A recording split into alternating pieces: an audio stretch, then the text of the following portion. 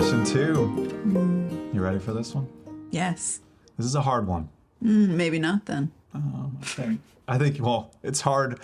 It's a hard one, but you like this hard work. We're going to talk about praying in the pain. And I would say if there's one thing that keeps people from praying to God or keeps us from going to God, it's the pain. Yeah. It's the pain of not knowing if he's going to respond the way we want or need him to respond. It's the pain of reaching out and being known and being rejected. It's the pain of everything that's associated with the need that requires us to reach beyond ourselves and realizing our fragility. That's scary. Yeah. Having a lingering ask out there in the world. Like things that aren't buttoned up or not closing that loop. Yeah. Like I know for certain personality types, like I would just rather not ask than have it out there and there be unknown, because then it's going to occupy a space. Yeah. And I think for me, the question that and I'm going to share a bit of a story, had to wrestle with for years is, what do we do when it feels like God has abandoned us? Like, what do we do when it seems like God has forsaken us? And I know for me, this became real when I went through a period of 5 years where I felt completely abandoned by God. I didn't feel his tangible presence. I didn't feel like he was actively involved in my life. And I'm not saying that he wasn't, but during this season, that's what it felt like. That's where I was. And I was navigating insomnia for 5 years. And so I lived in a perpetual fog. I felt like my life was checking the boxes, getting through the day, being whoever I needed to be for the people in my world. And it felt like God had just left me out on a limb by myself. And I didn't have the strength, I didn't have what I needed to do the days well. And I felt like I was just barely getting by. Yeah. But what I was doing wasn't meaningful, it wasn't worthwhile, it wasn't significant. And I remember during this season, you and we had some friends over. It was your idea, not mine. Some couples. Do you remember what I talk about? I do. Okay, we had some couples over. And it was one of those evenings where there was deep conversation, which you love. And in this season, particularly in this season, I didn't want to have any conversation like that because I didn't want to be known. What I knew about myself terrified me. And everyone was sharing and went around the room. You facilitated it. And you were the last one to go. Everyone else had shared. People were crying and people were talking about God's goodness and his faithfulness, and how he had reached them in these moments of despair and disillusionment.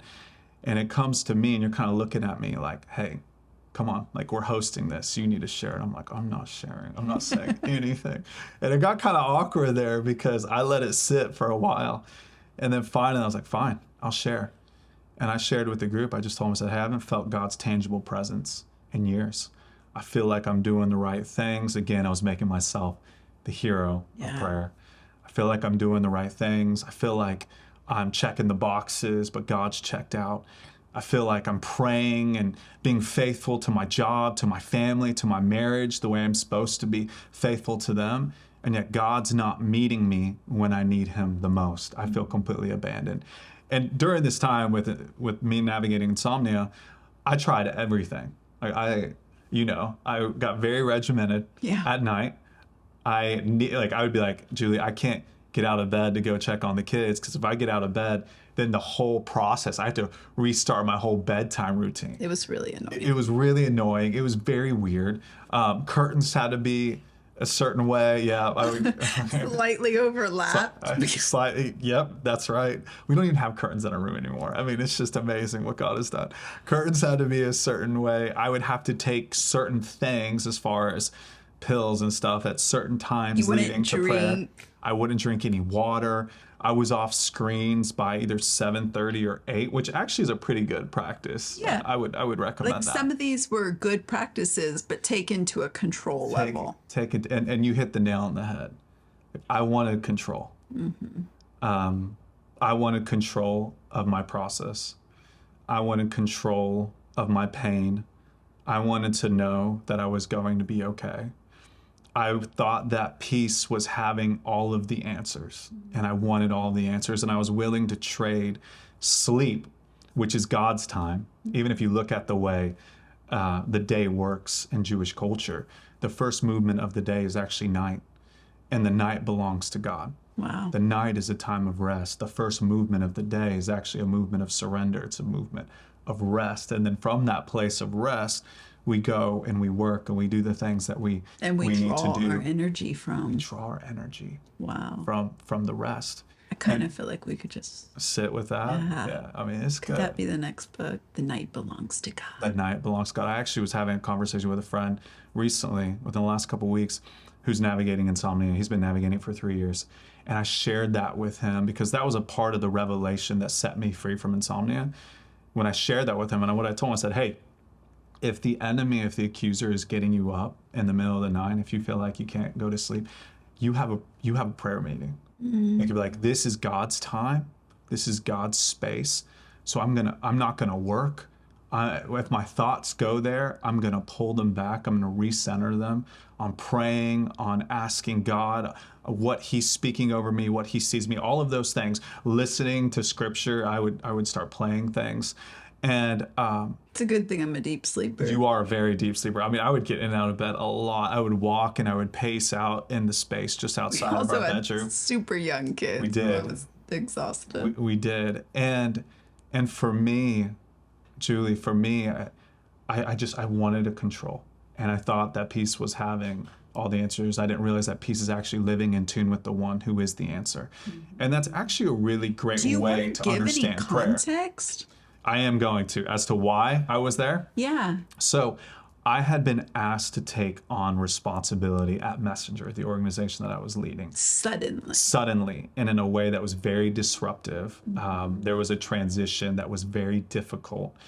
And I felt like I had to protect my parents and what they were doing, traveling and ministering. I had to take all the weight of the organization, the financial, all of that, managing it, the international complexities and compliance. I took it all on myself, thinking I have to figure all of this out. Yeah. And if I don't figure this out, no one else will. And this can't fall on my parents, so I need to become this person.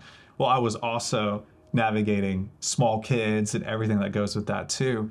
And life just got bigger than anything that I could manage. I even had some health challenges. And so all of that coming together, it was a lot. And I was grasping for control. Yeah. And as I shared earlier, I was willing to trade sleep for some semblance of control, but then I'd go into the next day feeling worse. And I would cry out to God. I'd be like, God, deliver me from insomnia. Heal me from insomnia. Give me sleep. Give me rest.